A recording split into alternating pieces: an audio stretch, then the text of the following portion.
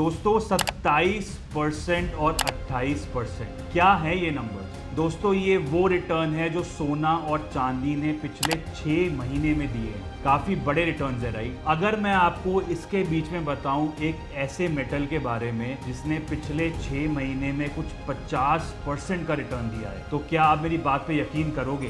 It is the white silver or white metals which really seem to be doing quite a bit of a jump up in sense of prices, and platinum should be top of your list there because overnight markets have seen almost 4% of gains coming in for platinum, and with that we are trading at a 10-year highs into the markets there. नमस्कार दोस्तों, मेरा नाम है आदित्य गुप्ता और macro cafe के through हम कोशिश करते हैं कि कॉम्प्लेक्स मैक्रो इकोनॉमिक इश्यूज को आप तक एक सिंप्लीफाइड फॉर्म में ला सकें ताकि आप एक इन्फॉर्म्ड डिसीजन ले सकें। आप कमेंट सेक्शन में बताओ कोई ऐसा टॉपिक जो आपको समझना है और जो आपको थोड़ा मुश्किल लगता है। हम पूरी कोशिश करेंगे कि उसके ऊपर एक डिटेल्ड एनालिसिस बनाएं और आप तक एक सिंप्लीफाइड फॉर्म में ला सकें। तो दोस्तों शुरू करते हैं और समझते हैं एक ऐसे कमोडिटी के बारे में जिसने पिछले 6 महीने में कुछ 50% का रिटर्न दिया है और पिछले 1 महीने में कुछ 18% का। इसको ऐसे समझो कि अगर आपने 50 लाख रुपए इन्वेस्ट किए होते पिछले 6 महीने में तो आपका पोर्टफोलियो आज 75 लाख रुपए का होता, और अगर 50 लाख रुपए पिछले महीने इन्वेस्ट किए होते तो आपका पोर्टफोलियो कुछ 60 लाख रुपए का होता। दोस्तों मैं बात कर रहा हूं नन अदर देन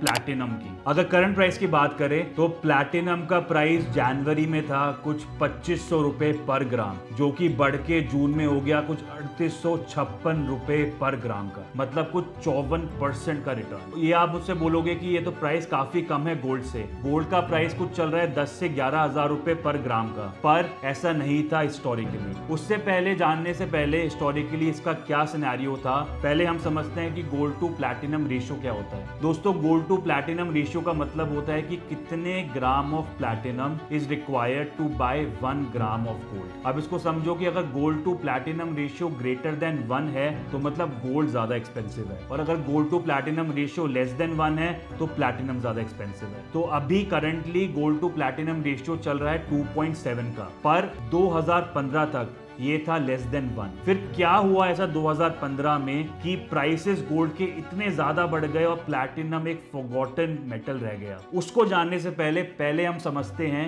कि प्लैटिनम की इंपॉर्टेंस क्या है। दोस्तों इसको ऐसे समझो कि प्लैटिनम एक इंडस्ट्रियल मेटल है। 70% डिमांड जो है वो ऑटोमोटिव इंडस्ट्री में आती है, मतलब कि डीजल गाड़ियां जो हैं उसके इंजन में एक ऑटो कैटलिस्ट कन्वर्टर का काम करता है प्लैटिनम। इसको ऐसे समझो कि एक जहरीली गैस को कम जहरीला बनाता है प्लैटिनम। उसके अलावा प्लैटिनम यूज होता है ज्वेलरी में। तो दोस्तों 2015 में कुछ ऐसा हुआ जिसके बाद प्लैटिनम की डिमांड बिल्कुल जैसे वैनिश हो गई और उसका प्राइस बहुत ज्यादा गिरने लग गया। तो दोस्तों 2015 में हुआ एक डीजल गेट स्कैम। दोस्तों ये स्कैम था फॉक्सवैगन का। इतना बड़ा ग्रुप पकड़ा गया अपनी गाड़ियों में एक सॉफ्टवेयर इंस्टॉल करते हुए जो कि एमिशन टेस्ट को चीट कर रहा था। और जैसे हमने बात करी कि प्लैटिनम का यूजेज थी आपकी डीजल गाड़ियों में, तो मानो कि रातों रात जैसे डीजल गाड़ियों की डिमांड कम हो गई यूरोप में और एकदम से प्लैटिनम की डिमांड जैसे बिल्कुल गायब, और उसकी जगह यूज होने लग गया पैलेडियम। पैलेडियम यूज हुआ इन गैसोलीन कार्स और उसका प्राइस बढ़ता चला गया 2015 से और प्लैटिनम का प्राइस कम होने लग गया। पर 2023-24 की अगर हम बात करें आज की, तो ये वाला ट्रेंड रिवर्स हो रहा है दोस्तों। अब वापस से प्लैटिनम की डिमांड बढ़ रही है मार्केट में, पर हमें ये जानना है कि ऐसा क्यों हो रहा है, क्या रीजन है कि प्लैटिनम की डिमांड वापस से आ रही है और ये फॉरगॉटन मेटल वापस से इतनी ज्यादा लाइमलाइट ले रहा है। पहला रीजन के बारे में बात करते हैं। पहला रीजन है आपका ऑटोमोटिव सेक्टर। जैसे हमने बात करी कि 2015 के बाद पैलेडियम के प्राइसेस बढ़ने लग गए, और दूसरा रीजन ये है कि पैलेडियम का मेन सप्लायर है रशिया। तो जैसे ही जियोपॉलिटिकल टेंशन और रशिया और यूक्रेन वॉर की शुरुआत हुई, उसके बाद से सप्लाई चेन में डिसरप्शन आने लग गया पैलेडियम का। और दूसरा एक और रीजन है ऑटोमोटिव सेक्टर में कि अब इंजीनियर्स और ज्यादा एडवांस हो गए और उन्होंने गैसोलीन कार्स में भी प्लैटिनम का यूज करने लग गए इन अ मोर कॉस्ट इफेक्टिव वे। दूसरा रीजन मेजरली है ऑटोमोटिव सेक्टर में कि हाइब्रिड कार्स की डिमांड काफी ज्यादा बढ़ गई है और उधर ही आपकी इलेक्ट्रिक व्हीकल की डिमांड स्टेबलाइज हो रही है। इसको सपोर्ट कर रहा है यूएस में पास हुआ एक बिग ब्यूटीफुल बिल। दोस्तों इस बिग ब्यूटीफुल बिल से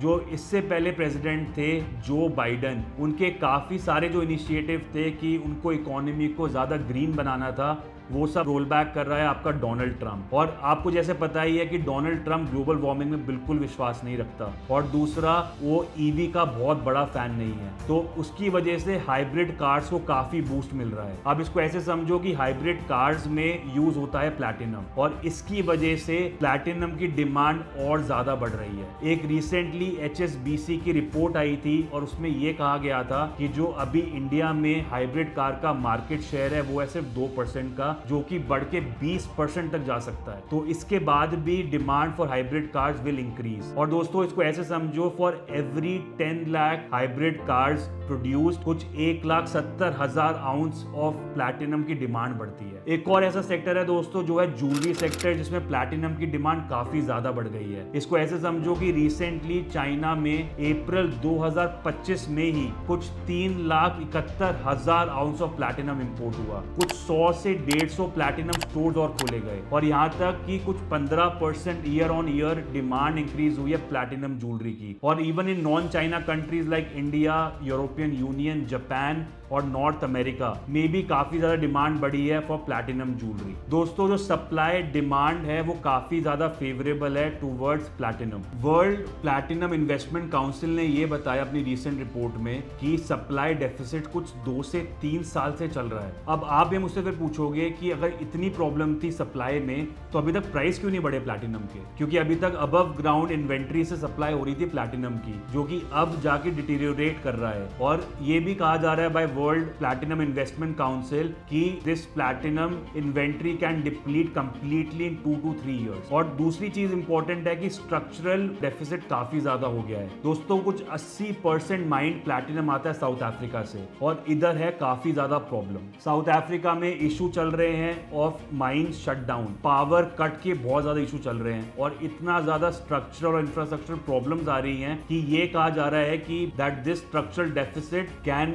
गो ऑन until 2029। और उधर ही demand for platinum is increasing, be it in hybrid cars, be it in your platinum jewellery. तो डिमांड काफी ज्यादा बढ़ रही है, तो इसलिए ये बहुत फेवरेबल सिचुएशन है फॉर प्लैटिनम की, जिसकी वजह से इसके price can be seen to increase further in the future. तो दोस्तों ये थी पूरी analysis of the platinum. Platinum जो अभी तक के लिए फॉरगॉटन मेटल था वो वापस से कम बैक कर रहा है, और क्या कम बैक कर रहा है। हमारी एनालिसिस के हिसाब से इसके प्राइसेस काफी फेवरेबल हैं to increase further in the future, because supply constraints हैं और डिमांड काफी ज्यादा हाई है। पर you have to do your own research before investing in any commodity, वो सबसे ज्यादा इंपॉर्टेंट है जिसके बारे में आपको ध्यान रखना है। पर अगर इन सब के होते हुए आपको ये वाली एनालिसिस पसंद आई हो तो कमेंट सेक्शन में बताओ कि आपको क्या लगता है कि प्लैटिनम का प्राइस कहां तक जाएगा। And also don't forget to like, subscribe and share this video among your business minded friends. Till then, stay informed and thank you.